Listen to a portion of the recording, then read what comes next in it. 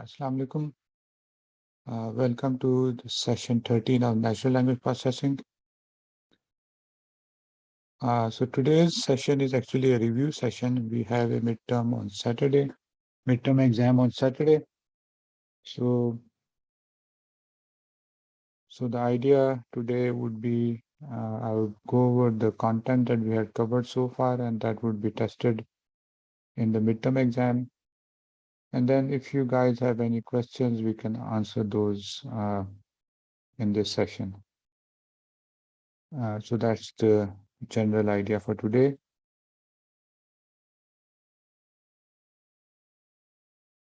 So we may be, if we basically, first of all, I'll go over the content that we have covered.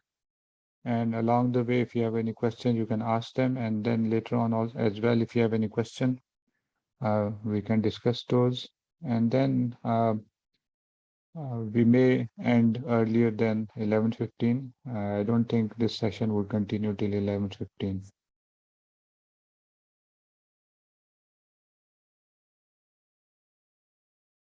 So I have already emailed you the syllabus for the midterm exam. Have you guys received the email? Yes, sir.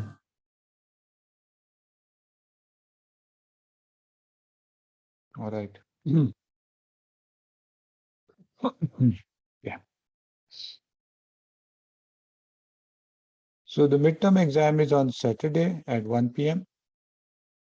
So Saturday at 1 p.m. So in basically SSE 201.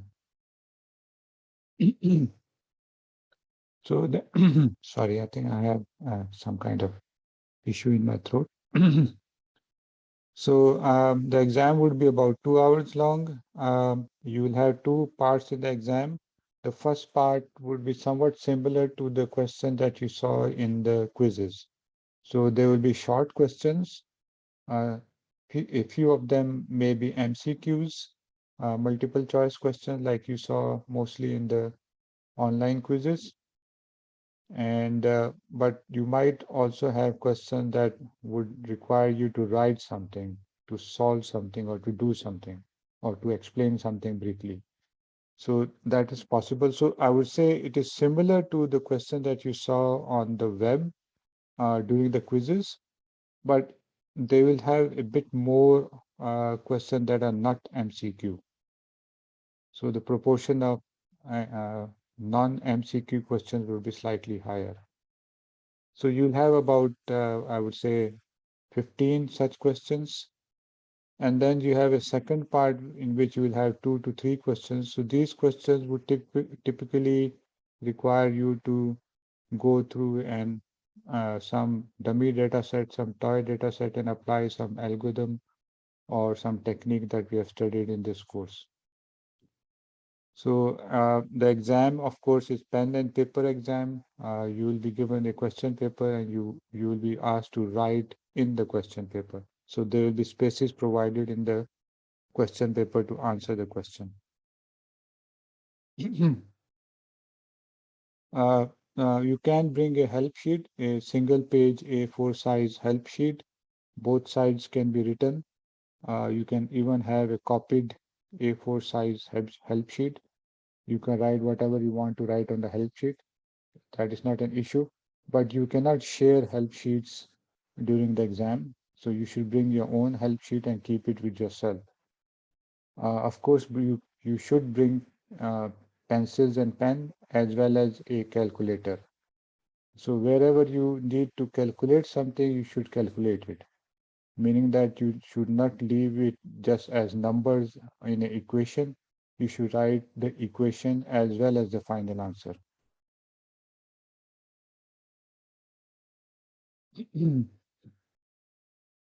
uh, So the two parts that I'm talking about, they are done sequentially. So it's just one paper in 2 hours. So it's up to you if you want to start with questions in the second part or in the questions in the first part. So it's not like serial. So last time when we had these exams online, we had two distinct parts. So first part ended and then the second part started. So in this case, this is just one paper and you can do questions from anywhere in the paper. Uh, what else? Okay. So you have just one textbook for the course, the main textbook, which is available online. So so that's a pretty good book. So if you have read that book while we were discussing the lectures during the semester, then most of the things would have been clear by now. Uh, of course, you cannot just start reading the book right now and hope that you will be able to uh, internalize everything by Saturday. So that's going to be difficult. The assumption is that you must have read the book along the lectures during the semester. Okay, let me quickly go over the content. I think for those who are listened to the lectures or attended the lecture, they already know, but just as a refresher. So we started with introduction. So introduction, of course, is motivation with some examples, the challenges in general in NLP, uh, and we also highlighted the general approach to NLP. So this was introduction that was covered in, I think, in the first lecture. And then after that, we started talking about text processing. And in this topic had a number of subtopics that were somewhat distinct. So you can say we started with regular expression. So regular expression is actually uh, a formal language for matching strings. So you can specify a match pattern using this language. So once you have specified that pattern, which is called a regular expression, and then you use it on some corpus, so you will get a uh, set of strings that match that pattern or that satisfy that pattern. So regular expression is studied in other courses as well. For example, maybe in compilers or automata. So, but of course, it has applications in NLP as well, primarily for searching, but also for identifying, you can say, features that may be used in downstream algorithms like naive-Bayes or logistic regression. So that's one part that we covered in text processing. Then we generally talked about normalization. So in this case, we talked about things like stemming and lemmatization. We talked about basic steps like punctuation removal. Uh, we also discussed morphology. By the way, linguistics is also something that we discuss. I'll talk about that next. Morphology. And uh, so here also we talked about, for example, the notion of tokenization. And we also talked about subword tokenization. More specifically, we talk about the BPE approach, which is the byte pair encoding approach. And what else?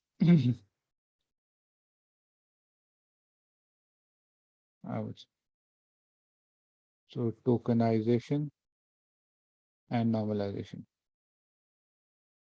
So we also briefly talked about end of sentence detection, for example, or word segmentation or sentence segmentation. So we briefly talked about the max word segmentation approach, which is actually quite effective in Chinese, but may not be very effective for English.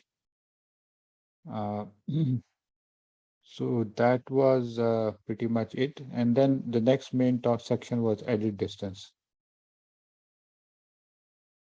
So edit distance, or sometimes also called the minimum edit distance, is basically string similarity. So, and this is of course an optimization problem, and we solved it using dynamic programming. And a consequence of added distance, of course, was the alignment of the two strings. So we were trying to find the similarity of two strings. To do that, we'll also have to align those two strings. So of course, we mentioned about weighted added distance as well. So you can have different costs associated with the different operations in added distance. So that was text processing. So we also had intro to linguistic here, which is slides of 5-10 slides that I shared with you. So this was basically introduction to terminology that is used in linguistics. So we talked about the various branches of linguistics like pragmatics and discourse analysis and semantics and syntax and so on. And we also looked at other definitions, what is part of speech and what is a named entity, what is translation, what is transliteration, and so on.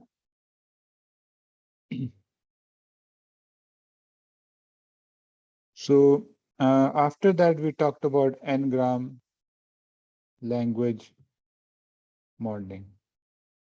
So in N-gram language modeling, also known as probabilistic language modeling, we started with the basic idea, what exactly is N-gram, and then we moved on to the issue of estimating those probabilities. And this part was relatively longer. We actually then first motivated why this was an issue, the issue of zeros, because in language model, you have tons of events that do not occur. Lots of events, in this case, actually words that do not occur or word combinations that do not occur.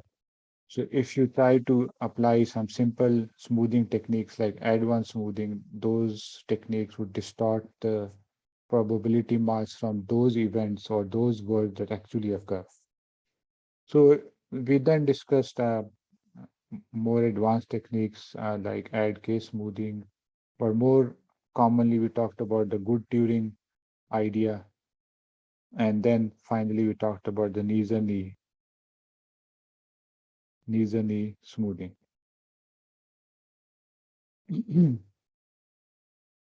uh, So along the way, we also talked about how do you evaluate language models. We introduced the notion of perplexity.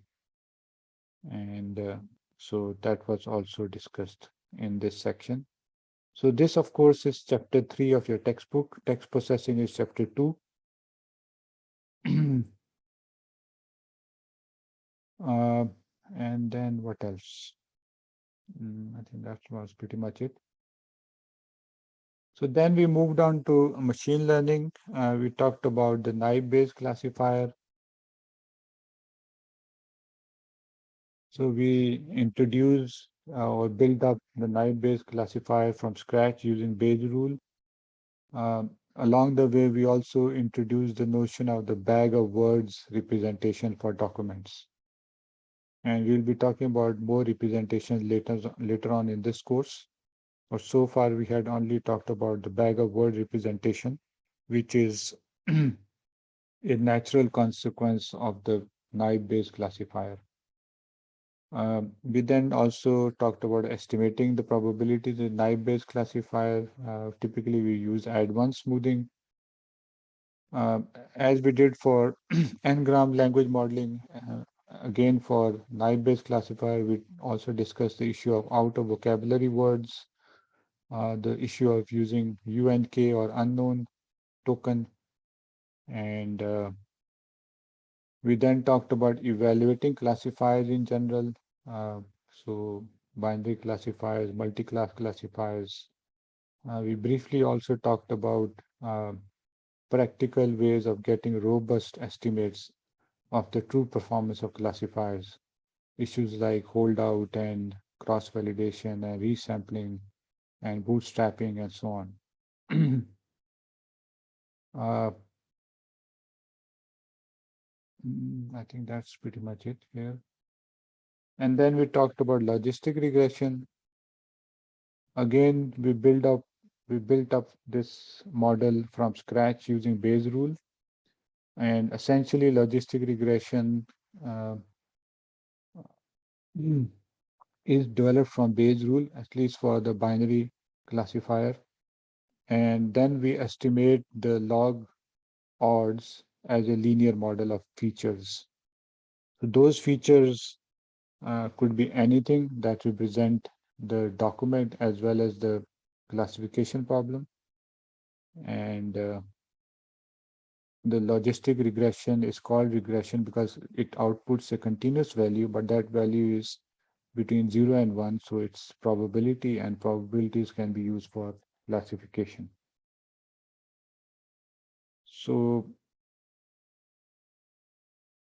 uh, and then we also talked about the multinomial, or I like the name multi-class logistic regression.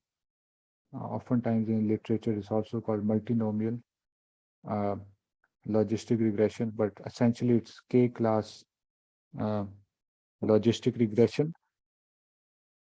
which basically uses the normalized exponent or the softmax function as the, you can say, the normalizing function. Along the way, we talked briefly about various applications of text classification, including sentiment classification. So we will discuss sentiment classification in more detail later on. We did not have time to discuss that before the midterm. So remember, we did just 12 lectures. Usually uh, in the previous year, we had midterm after the 14th or the 15th lecture. So, so somewhat content is on the lower side. So very briefly, we did talk about sentiment classification, but there are more things to discuss, which we'll do later on. And then finally, we extended logistic regression to the standard feed-forward neural network. So basically, a feed-forward neural network can be thought of as multiple logistic regression models, binary logistic regression models, or the multi-class logistic regression models that are run either in series or in parallel. Actually, in both cases, they would be running in series as well as in parallel. So I think that is pretty much it, the content that we covered. So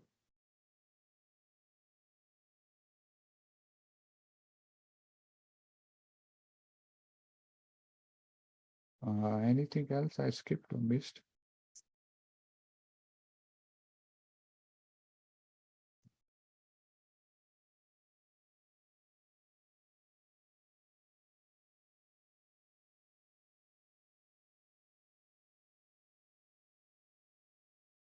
I think that's pretty much it. Yeah. So that is the content of the course. I've already discussed the formatting or format and style of the paper, which is going to be in 2 sections. Total questions would be about 17, 16, 17. 13, 14 would be shorter questions, and 3, 4, 2, 3 would be longer questions. Total marks would be 100. The shorter section would be about 50 points. The longer sections would also be 50 points. And the shorter questions would have the same points, 4 points, I think, for each question. So in those 4 points, some questions may be slightly more involved than others. For example, there might be an MCQ, which is also 4 points, and there might be another question, which is 4 points that require you do some calculation. So, so here, of course, points are same, but workload might be different slightly.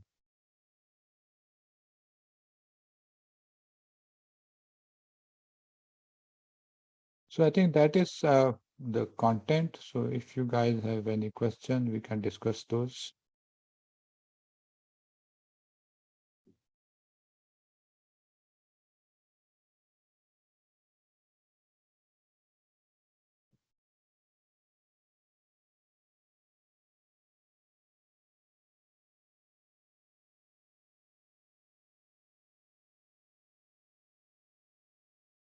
So are there any specific questions that you would like me to discuss again? And So we have placed a previous year midterm exam as a sample. Of course, in that midterm exam, there might be questions that we did not cover, so we have not covered in this course yet. So, so, so please, you should be intelligent enough to figure out that this is something that we have not covered already. So those questions would not be tested in your midterm exam.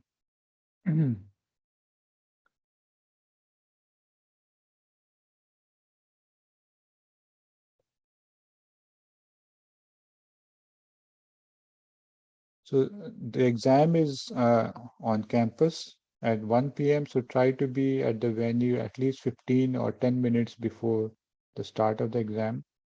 So we will start the exam at exactly 1, and it's around 2 hours long. So you should expect to be there by 3 p.m. till 3 p.m.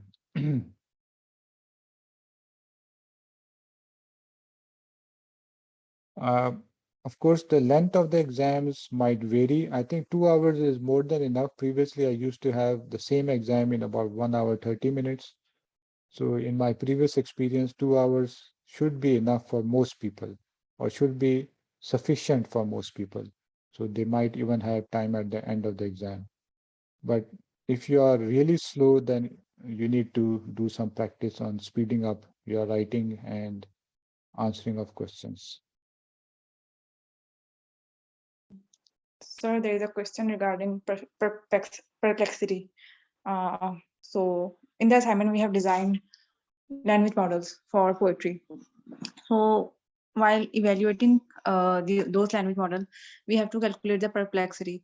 So the percentage of for each model, we have to calculate the probability of each word, and then we have to find the perplexity. So this probability for each word, that will be regarding to that specific model, or on the probability of that word in the whole corpus. So basically, when you are evaluating a language model, you already have the probabilities estimated from some corpus or some training data set. So you already have all those probabilities available with you. For example, if you're talking about a Unigram model, you will have probabilities for every word, the probability of IT, probability of LUMS. So all of this would already be available to you. All right. And then if you Right. are given some new text, let's say uh, the lums, for example, just 2 words. So you basically have to use those probabilities that you've estimated to compute the perplexity. And perplexity, of course, is the geometric mean of the probabilities of those words. So, so how is the perplexity computed? So basically the probability of lums raised to power of 1 over 2, right? So there are two Right. terms, so you have the square root. If you had n terms, it will be the nth root. Of course, there's a minus there as well. Sorry. So in case of Unigram model, the probability of each word will be the count of that word in the corpus divided by the whole length of whole corpus. And in case of bigram, we will be using the probabilities that we have calculated for bigrams, right? Exactly, exactly. So here I've written Right. the unigram model. So you will have the estimate the probability of D, for example, by the count of D divided by the total number of words or tokens in that corpus. And if it is bigram, for example, D given lums, then you will look for the bigram lums, comma D, that count divided by the count of D only, the context. So this is, of course, when you are using the maximum likelihood approach for estimation. If you use any other approach, you will modify this estimate accordingly.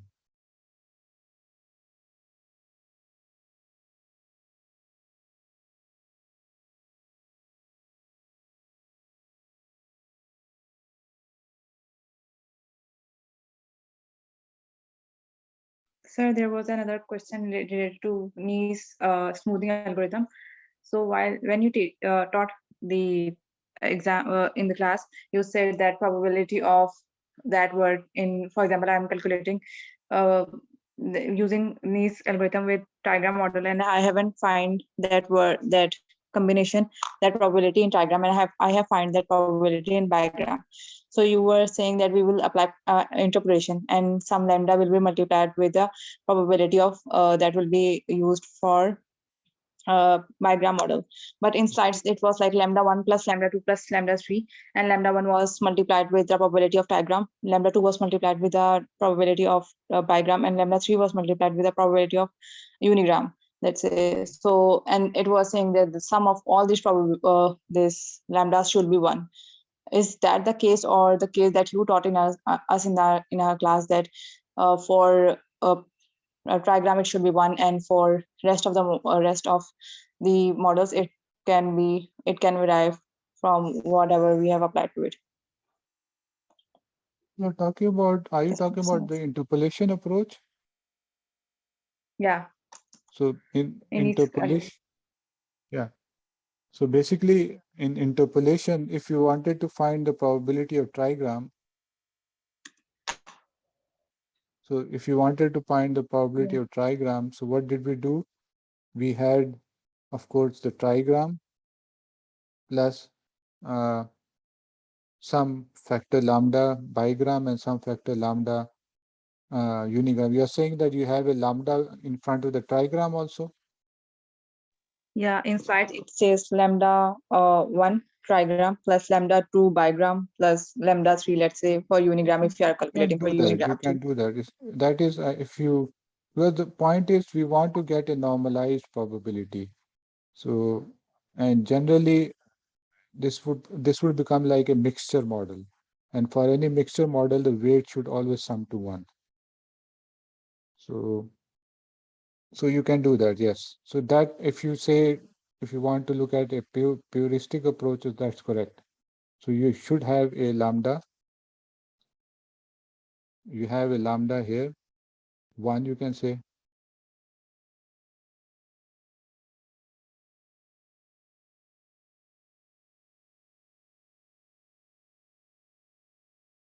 and then you have the lambda 2 into bigram and plus so on. So that is true. You can do that. But the other thing that you need to take into consideration is if you do have a validation data set, then you can always fix these lambdas 2 and 3 and in a manner that would still yield you best result, even if you don't have a lambda 1. So let's say uh, we will fix these values, lambda 1, lambda 2, lambda 3, whatever we have, by varying these values on a validation set, varying these values on the training set and checking whether they give good performance on the validation set. So we will choose that combination of lambda 1, lambda 2, lambda 3 that has the best performance on the validation set. So if your original model did not have a lambda 1, it had just lambda 2 and lambda 3, and you did the same thing, you will still get an appropriate value for lambda 2 and lambda 3. That will give you the best results. Okay? So if you are talking about theoretically, then yes, lambda 1 भी होना चाहिए, lambda 2 भी होना चाहिए, lambda 3 भी होना चाहिए, mixture model बन रहा है, mixture model में जो ये जो sum आएंगे सारे lambdas के should be 1. ठीक है? But in practice, you can use the other, and I would suspect you won't have much of an error. Okay, thank you.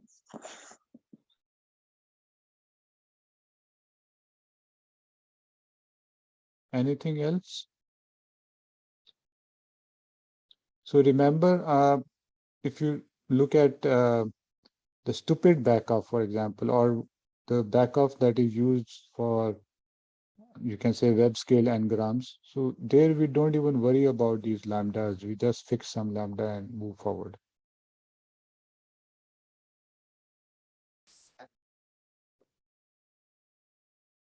So in practice, it may not make a big difference if you had all these lambdas summing to one, or you skipped some lambdas or not, as long as you have appropriately uh, found the best possible values for the lambdas that you have in the model using a validation set.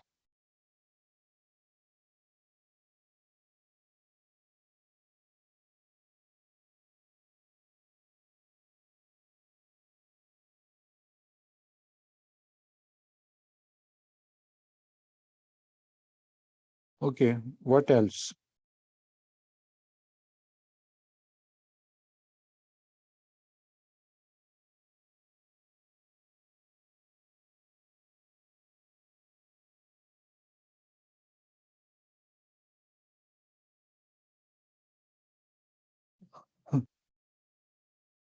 So, of course, in Ngram modeling, uh, most of our focus was on estimation. We discussed both heuristic as well as somewhat theoretical approaches. The advanced smoothing is also Laplace smoothing.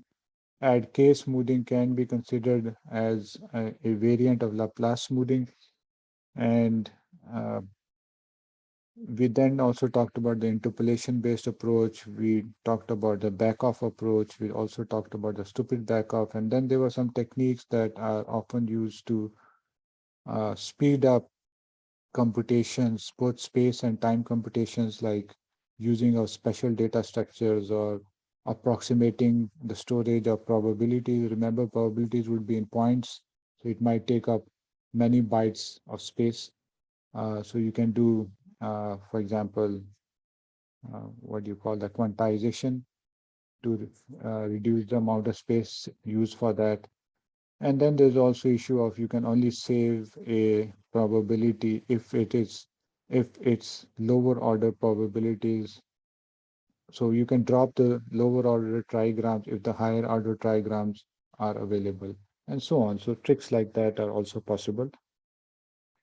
And the idea is that always there's going to be some approximation. It's not like we are going to get a theoretically uh, correct results. It's not like automata or like compilers or even code. It's more of, in general, you can say machine learning. So there is always errors in the model.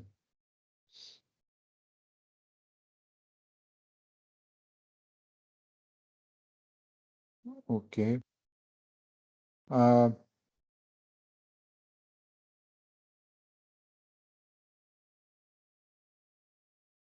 any other question?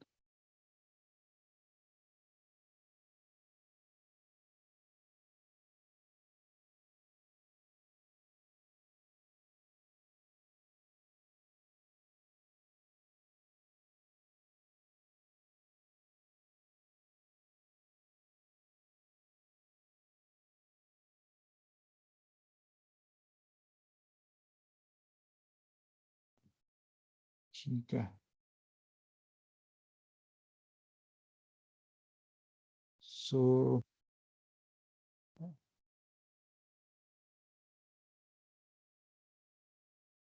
अभी तो लगता है सिर्फ TA और एक Zara है, वही पूछ सकती हैं question.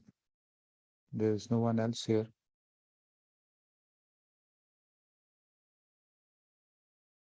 I'm just going through slides once again to make sure that everything is clear to me before leaving the session. मुझे आपकी पूरी बात समझ नहीं आई. Can you repeat that? I was saying that I'm just going through the slides once again to make sure that I don't have any other questions before Sure, leaving the sure. session. ठीक है. Sure.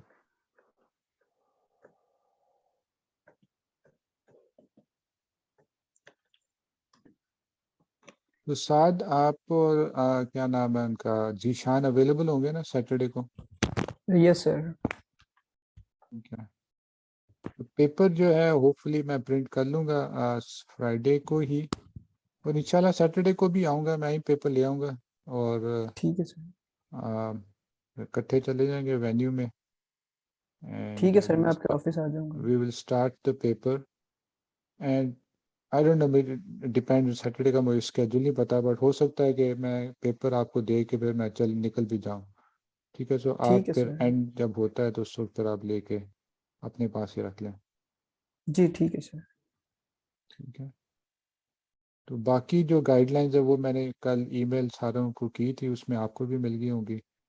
जी sir, मिल गई थी। Help sheet allowed है, calculator and pen, and that's pretty much it. इसके अलावा बस they have to solve it on the paper. कुछ जी ठीक। आंसर शीट्स बेशक आप पकड़ लें, मतलब जस्ट फॉर रफ वर्क और for extra pages if needed, although it may not would not be required, but आप कुछ रख लें सो दैट वहाँ कोई मसला ना हो जाए।